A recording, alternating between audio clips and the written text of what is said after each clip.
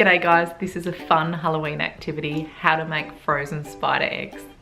First you're going to need a plastic spider and a balloon. I used a white balloon for their white eggs. I blew up the balloon to make it easier getting the spider in, and then using my fingers I opened it up as wide as I could and pushed the spider in. Now you need to quickly get to the tap and add water so that the spider legs don't pierce the balloon.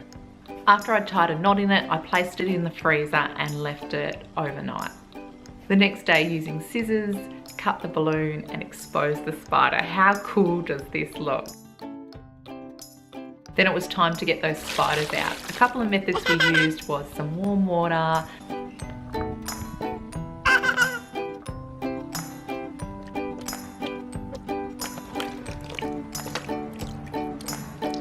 salt,